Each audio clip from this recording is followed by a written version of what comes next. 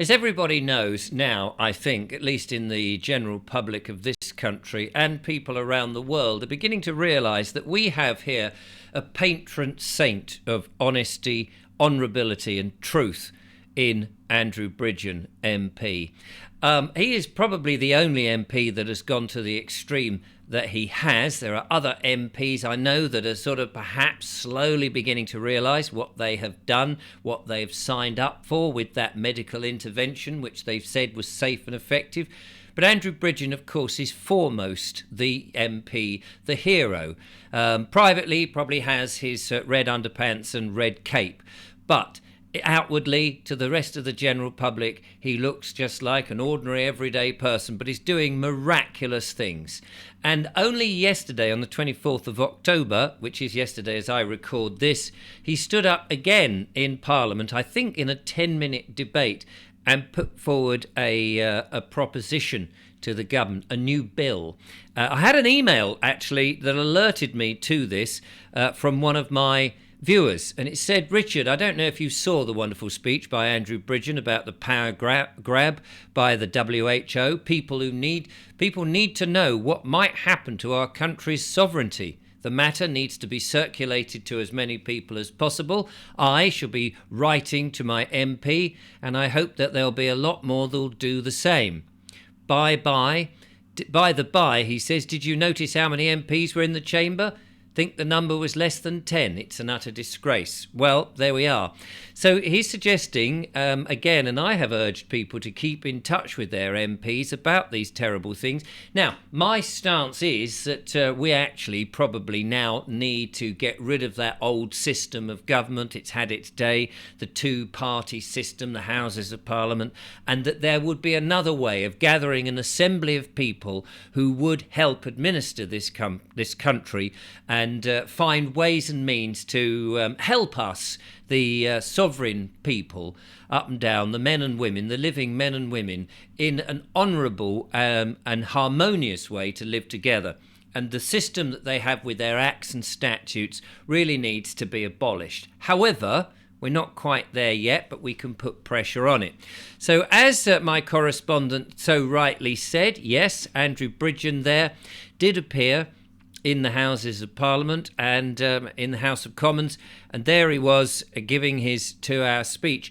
And I've actually looked that up in Hansard. Let's have a look at it here. Here's Hansard on the UK Parliament website, and this is Parliamentary Sovereignty referendums. And as you can see, it's on there Tuesday, 24th of October.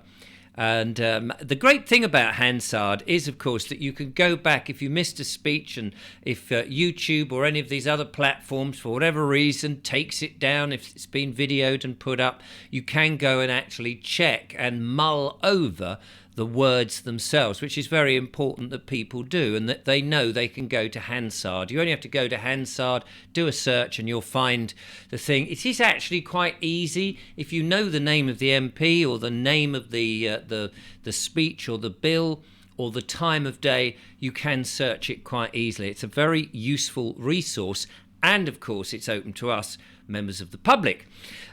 So let's have a look at this. Just a couple of bits, really. It's just the first bit that's absolutely essential. So Andrew Bridgen, MP for North West Leicestershire from the Reclaim Party, says the following: I beg to move that leave be given to bring in a bill to prohibit ministers of the Crown from making or implementing any legal instrument which is not consistent with the sovereignty of the United Kingdom Parliament unless it has been approved by a referendum and for connected purposes.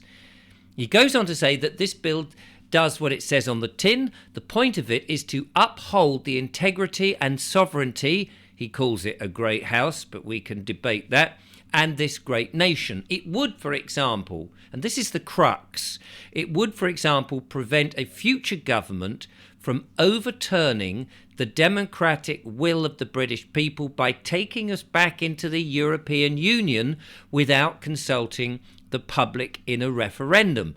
It indeed would stop the government from taking us into any union without public consent, and it would move power closer to the people, which of course in and of itself makes absolute perfect sense. It's common sense. It seems to be obvious that of course these are supposedly our public servants, we the people of this land.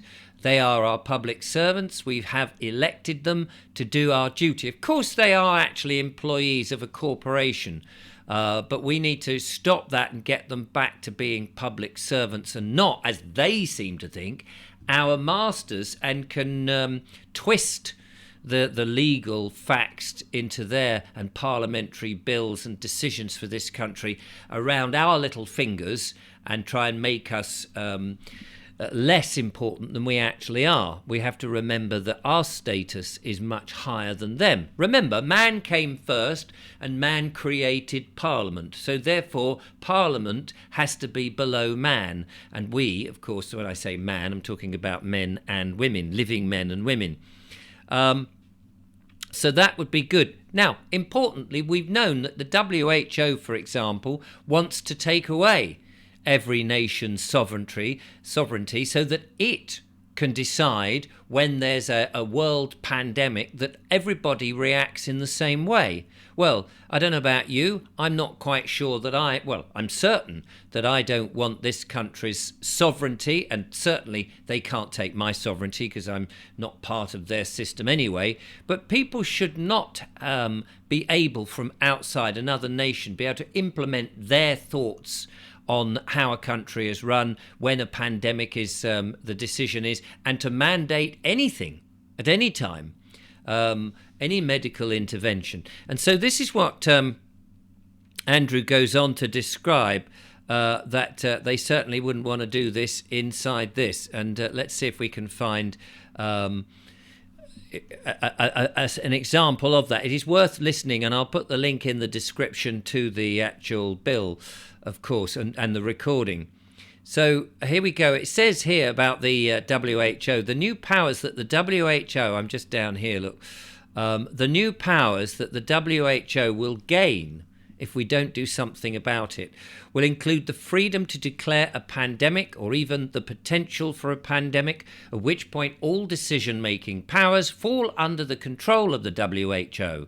The powers would also include the ability to call an emergency owing to human pathogens, animal pathogens, a perceived environmental threat, or any of the risk of the above, and the freedom to impose lockdown restrictions on all individuals in member states and make those medical interventions and other medicines mandatory, such as we've seen, those things that are injected into people made 100 days by skipping the human trials and shaving safety and efficacy testing down to the bare bones. And he goes on, of course, to highlight that point. We certainly don't want that. So I think a bill like this, which is called the Parliamentary Sovereignty Bill, I think this is a brilliant idea. And wouldn't it be great if viewers did write to their MPs, as I know many of my viewers want to put pressure on them to do the right thing, to make up for the mistakes they've made in the last 2 to 3 years, that if they said, actually, do you know what, this could be a threat, even if it's a mild possibility, that they got in touch and said, do you know what, MP, I think you should support this bill. You should go and, whatever it is that the MP has to do to support the bill, they should go and make sure that this bill gets a second reading, and so on and so forth. I'll leave the links in the description. It says right at the bottom, bill read the first time, to be read a second time on the 24th of November, and to be printed. So there we go. It's Bill 377 if you need that information. So there we go. The Parliamentary and Sovereignty Bill. Do support Andrew Bridgen. It is, of course, in our interest, in everybody's interest. Who wants an unelected bunch of bureaucrats who are responsible to no one to suddenly tell us what we can and what we can't have in this country, whether we can be mandated to take a drug that has barely been tested, is still experimental, and injected into our arms? Nobody should have that power. We are, of course, sovereign people. We live in this corporate Britain, and the time that we can stop having a corporate Britain which wants to impose its powers over us is now. We must stop this immediately. Links in the description. Thank you for watching. Bye-bye for now.